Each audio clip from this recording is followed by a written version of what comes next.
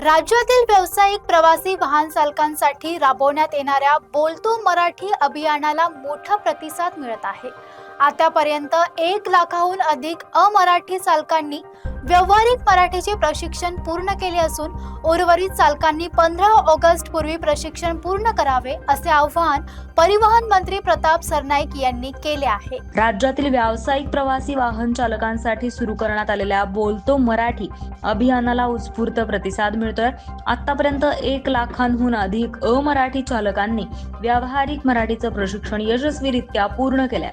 उर्वरित चालकांनीही 15 ऑगस्ट पूर्वी हे प्रशिक्षण पूर्ण करावं असं आवाहन परिवहन मंत्री प्रताप सरनाईक यांनी केलंय।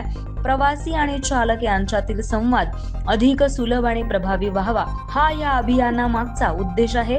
दरम्यान येत्या 17 ऑगस्ट रोजी ठाण्यात मुख्यमंत्री यांच्या उपस्थितीत या अभियानाचा समारोप होणार असून प्रशिक्षण पूर्ण केलेल्या चालकांना प्रमाणपत्राचं वितरण करण्यात येणार आहे।